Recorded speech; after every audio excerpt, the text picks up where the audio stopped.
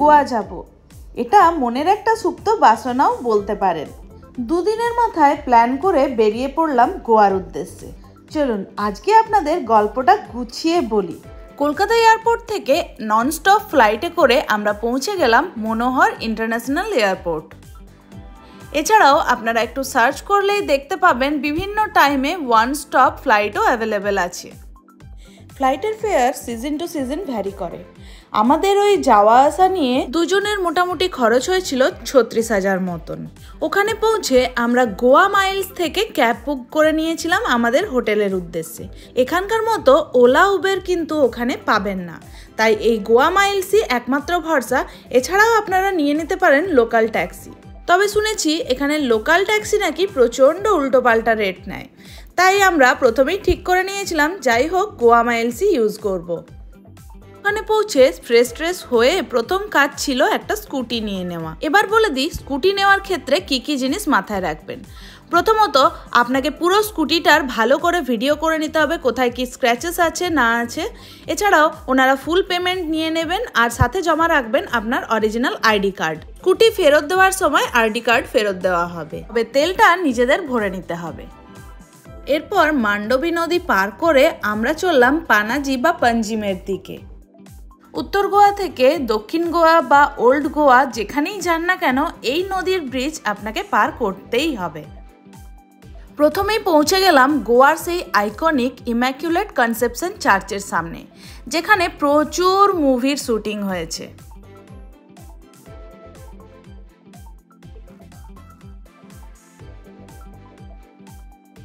এরপর এর পাশেই আমরা পৌঁছে গেলাম ফন্টেনহ্যাজ কালারফুল হাউসেস দেখতে, যেটা এখন গোয়ার একটা মেন টুরিস্ট অ্যাট্রাকশন প্লেস বলতে পারেন। যদিও আমরা সেখানে বেশিক্ষণ দাঁড়াইনি, কারণ এই পাশাপাশি বাড়িগুলোই যা দেখার মতো। এরপর আমরা পৌঁছে গেলাম ডোনা পলা। ঔপনিবেশিক শাসনের সময় গোয়ার ভাইসরয়ের কন্যা ডোনা পলার নামে এই জায়গাটির নামকরণ করা হয়েছিল। শোনা যায় ডোনা পলা নাকি স্থানীয় এক জেলের প্রেমে পড়ায় তার পারিবারিক কিছু সমস্যার জন্য এই স্থান থেকেই তিনি আত্মহত্যা করেন। এরপর থেকেই এই জায়গাটি তার নামেই পরিচিত হয়। ওপরের ওই ভিউ পয়েন্ট থেকে সূর্যাস্তটা বা ভিউটা যাই বলুন অসাধারণ। চলুন আপনাদেরও একবার নিয়ে যাই। এই জায়গাটির ইতিহাসটা আমি ওখানে যাওয়ার আগেই বিভিন্ন ভিডিও থেকে জানতে পারি। ওখানে গিয়ে যেন পুরোটা ফিল করতে পারছিলাম।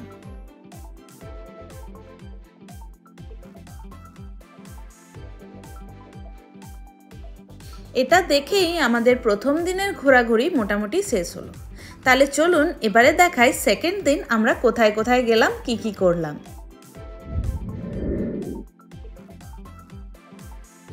দ্বিতীয় দিন একদম সকাল সকাল আমরা বেরিয়ে পড়লাম পাড়া রোডের উদ্দেশ্যে, যেখানে আছে রাস্তার দুপাশে একদম সারি দিয়ে নারকেল গাছ। সত্যি জায়গাটা বেশ মনোরম, তবে এত সকালেও এখানে এত ভিড় থাকবে আশা করিনি। স্কুটি নিয়ে এখানে দাঁড়ানো যাবে না, স্কুটি পার্ক করে আসতে হবে একদম শুরুর দিকেই। এখানে আপনারা স্কুটি রেখে আর সাইকেল নিয়ে যেতে পারেন। আমি বলবো একবার বাইকে করে পুরো রোডটা ঘুরে এসে এখানে পার্কিং করে পায়ে হেঁটে কিছুটা এগিয়ে গিয়ে মনের মতো কিছু ফটো তুলে আনুন। ওখান থেকে আমরা চলে এলাম অঞ্জুনা বিচের উদ্দেশ্যে। এখানে বাইক পার্কিং চার্জ ছিল ৩০ টাকা। দেখলাম কালাঙ্গুট বা বাগা বিচের থেকে অঞ্জুনা বিচে অনেকটাই কম লোকজন। সকালবেলার নির্জন সমুদ্র, একটা মিষ্টি রোদ আর এই সমুদ্রের গর্জন, তার সাথে গোয়ার সমুদ্রের প্রথম ঝলক, পুরোটা মিলে যেন মন আনন্দে একদম নেচে উঠেছিল।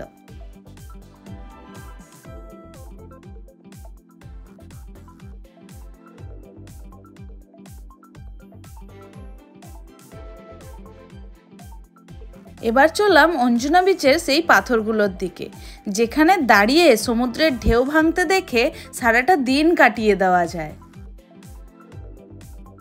অঞ্জুনা বিচ থেকে সোজা চললাম চাপোরা ফোর্টের দিকে। এই ফোর্টটি খোলা থাকে সকাল 10টা থেকে বিকেল 5টা পর্যন্ত। ঢোকার মুখে বাঁ দিকে বাইক পার্কিংয়ের জায়গা ছিল। বাইক পার্কিংয়ের চার্জ নিয়েছিল 30 টাকা। বাইক পার্ক করে এখান থেকে নিয়ে নিলাম টুপি। গোয়ায় 10টার পর যে রোদ বেরিয়েছিল তাতে মাথায় টুপি ছাড়া কিছুতেই ঘোরা সম্ভব ছিল না। আর এখান থেকে আপনারা নিয়ে নিতে পারেন ফ্রিজ ম্যাগনেটও। ফোর্টে ওঠার মুখে খেয়ে নিলাম ম্যাগি আর চা। এই চাপোরা ফোর্টেই হয়েছিল দিল চাহতা হ্যার শুটিং। ফোর্টে ওঠার রাস্তার দুপাশে দেখলাম প্রচুর খাবার দাবারের দোকান ছিল। বেশ কিছু সিঁড়ি ভেঙে উঠতে হলেও ওপরের ভিউটা কিন্তু ছিল অসাধারণ। এখান থেকে স্পষ্ট দেখা যাচ্ছিল ভাগাতোর বিচ, তবে ওপরে গিয়ে দেখলাম ভিউটা আরও অনেক ক্লিয়ার ছিল। ফোর্ট বলতে রাজস্থানের ফোর্টের মতো ভাবলে হয়তো অনেকটাই ভুল করবেন। এখানে ফোর্টের ভগ্নাবশেষই দেখতে পাবেন। আর মেইন ছিল ওপর থেকে ভাগাতোর বিচের এই ভিউটি। অনেক ঘোরাঘুরির পর এবারে আমরা ইন্টারনেট থেকে সার্চ করে চলে আসি গোয়ান থালি খাবো বলে। যদিও এই ইচ্ছেটা একান্তই আমার ছিল, কারণ ওর তো সি ফুডে অ্যালার্জি, তাই আমি ট্রাই করলাম গোয়ান ফিশ থালি। আর ও নিয়ে নিয়েছিল বিরিয়ানি, তার সাথে লাইম সোডা। চিকেন বিরিয়ানির সাথে ছিল স্যালাড আর রায়তাও। মধ্যেই চলে এলো আমার গোয়ান ফিশ থালি, যেটার প্রাইস ছিল 340 টাকা। এর মধ্যে ছিল ভাত, রুটি, আচার, পাপড়, স্যালাড, সিমই, কিংফিশ, তার সাথে ছিল ঝিনুক, কাঁকড়া, চিংড়ি আর 2-3টে আইটেমের তো আমি নামও ঠিক করে জানি না। তবে এই কিংফিশটা আমার সব থেকে ভালো লেগেছে। অথেন্টিক গোয়ান থালি হওয়ায় এই রান্নাটা ছিল কিন্তু নারকেল তেলের। তবে ওভারঅল মিলটা আমার ওকে টাইপ লেগেছে। খাওয়া দাওয়া সেরে রেস্ট নিয়ে একদম বেরোলাম সন্ধেবেলা। এবারের ডেস্টিনেশন বাগা বিচের কাছে টিটোজ লেন। এই লেনটি মূলত ফেমাস বার, ক্লাব আর রেস্টুরেন্টগুলোর জন্য। ভেবেছিলাম গোয়াটা আমরা বন্ধুদের সাথেই আসবো, কিন্তু যা হয় আর কি, সবার তো আর একসাথে সময় করে ওঠা হয় না, তাই এই পার্টটা তোলা রইল। পরে যদি কখনো বন্ধুদের সাথে আসার সুযোগ হয় নিশ্চয়ই এটা এক্সপ্লোর করব।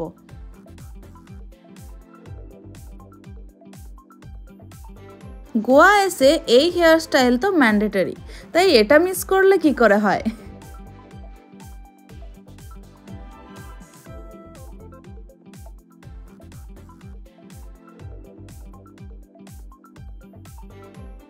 কিছুক্ষণ এখানে টাইম কাটিয়ে আমরা ফিরলাম হোটেল, কারণ কালকে আমরা যাচ্ছি সাউথ গোয়া। থার্ড দিন সকালে আমরা বেরিয়ে পড়েছিলাম সাউথ গোয়ার উদ্দেশ্যে। হোটেল চেঞ্জ, নর্থ গোয়া থেকে সাউথ গোয়া শিফটিং, এইসব আমরা এড়ানোর জন্যই ভাবলাম স্কুটিতে করেই ঘুরে আসি সাউথ গোয়া, কারণ হাতে ছিল সময় বড্ড কম। প্রথমেই পৌঁছে গিয়েছিলাম গালজিবাগা বা টার্টল বিচ। ভিডিওটা অনেক বড় হয়ে যাচ্ছিল, তাই সাউথ গোয়ার আর ওল্ড গোয়ার আমি একটা আলাদা ভিডিও বানাবো। এখানে শুধু বলছি যে কোথায় কোথায় ঘুরলাম আর কি কি দেখলাম। এরপর পৌঁছে গিয়েছিলাম পালোলেম বিচ। সাউথ গোয়ার এই বিচটিতে এলে আপনারা বিভিন্ন ধরনের অ্যাক্টিভিটির সঙ্গে সঙ্গে প্রাকৃতিক সৌন্দর্যও পাবেন। যারা প্রকৃতিটাকে অনুভব করতে চান তারা অবশ্যই সাউথ গোয়াতে স্টে করবেন। এরপর আমরা পৌঁছে গিয়েছিলাম কাবো দে রামা ফোর্ট। ফোর্টটা ঘুরে দেখতে হাতে বেশ কিছুটা সময় নিয়ে আসতে হবে। এখানে আমি জাস্ট একটা পার্ট আপনাদের দেখালাম। এর পাশেই আছে কাবো দে রামা সমুদ্র সৈকত, যেটা অবশ্য সময়ের অভাবে আমরা যেতে পারিনি। এবারে ফেরার পথে দেখে নিলাম ওল্ড গোয়ার কিছু দর্শনীয় স্থান। প্রথমেই দেখলাম বেসিলিকা অফ বম জিসাস, যাকে ইউনেস্কো ওয়ার্ল্ড হেরিটেজ ঘোষণা করেছেন। এর ঠিক অপোজিটেই ছিল শেখ ক্যাথিড্রাল। ওই দিন ফিরে এসে কালাঙ্গুট বিচে আবার সানসেটটাও উপভোগ করলাম। সাউথ গোয়ার ডিটেলস ভিডিও দেখার জন্য আপনাদের একটু অপেক্ষা করতে হবে। এই দিন আমরা আর সেরকম বিশেষ কোথাও যাইনি। নর্থ গোয়া থেকে সাউথ গোয়ার ওই জার্নিটা মোটামুটি ধরুন ওই 200 কিলোমিটারের মতো ছিল, তাই আমরা বেশ টায়ার্ড ছিলাম। তাহলে দেখা হচ্ছে পরের দিন। ফোর্থ ডেতে আমরা পৌঁছে যাই আগুয়াদা ফোর্ট। ফোর্টের সামনেই স্কুটি পার্ক করে আমরা ঢুকে যাই আর বাঁ দিকের টিকিট কাউন্টার থেকে কেটে নিই টিকিট। প্রবেশ মূল্য ছিল 25 টাকা ফর অ্যাডাল্ট।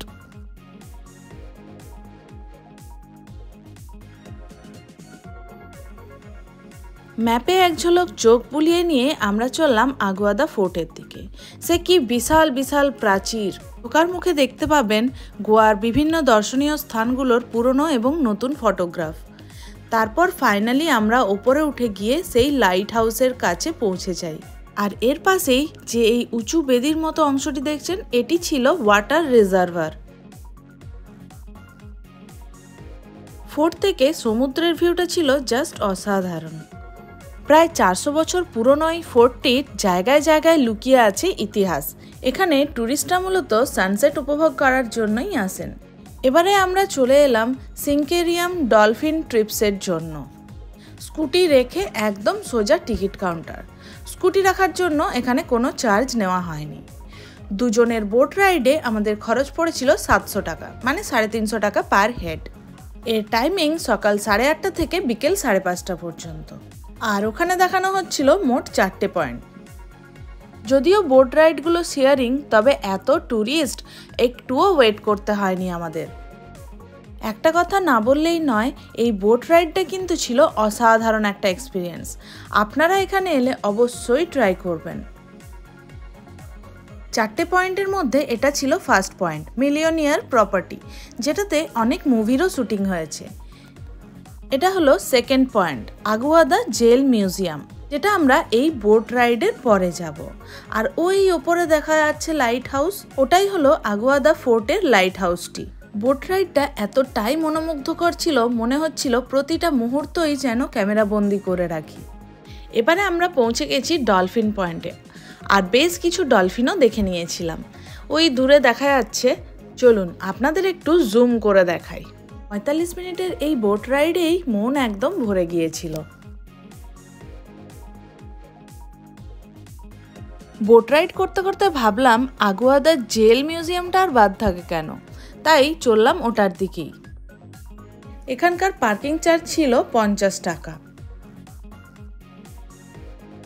এই জেল মিউজিয়ামটা ছিল একদম সমুদ্র লাগোয়া, তাই এর ভিউ নিয়ে কিন্তু কোনো কথা হবে না।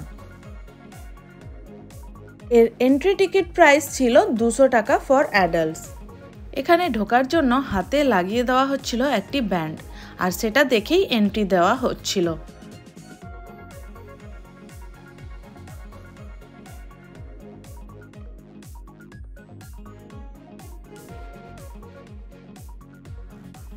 এখান থেকে আগুয়াদা জেল মিউজিয়ামের মেন এন্ট্রি।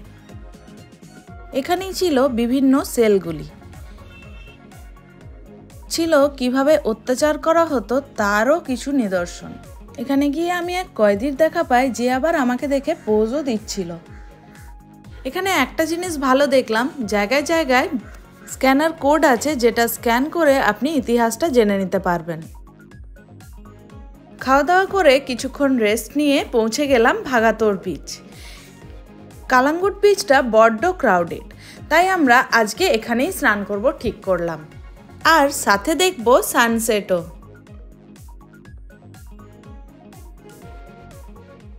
ভাগাতোর বিচেও দেখলাম বেশ কিছু ওয়াটার অ্যাক্টিভিটি হচ্ছে। সেদিন আপনাদের চাপোরা ফোর্ট থেকে ভাগাতোর বিচ দেখিয়েছিলাম, আর আজকে দেখাচ্ছি ভাগাতোর বিচ থেকে চাপোরা ফোর্ট। আজকেও ভেবেছিলাম সানসেটের একটা সুন্দর ক্লিয়ার ভিউ পাবো, কিন্তু শেষমেশ মেঘ এসে ঢেকেই দিল। ও, আপনাদের তো বলাই হয়নি, আজকের দিনটি আমাদের কাছে একটু স্পেশাল, কারণ আজকে ছিল আমাদের অ্যানিভার্সারি। গোয়া সমুদ্র সৈকতে এরকম একটি মনের মতো বিকেল কাটিয়ে আমরা ফিরলাম হোটেল। এবার কালাঙ্গুট বিচে একটা দারুণ সন্ধে কাটিয়ে শেষ হলো আমাদের আজকের দিনটি।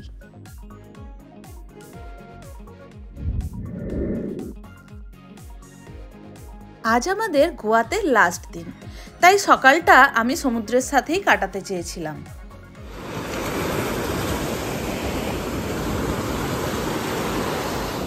এরপর খাওয়া দাওয়া করে বেরিয়ে পড়লাম এয়ারপোর্টের উদ্দেশ্যে।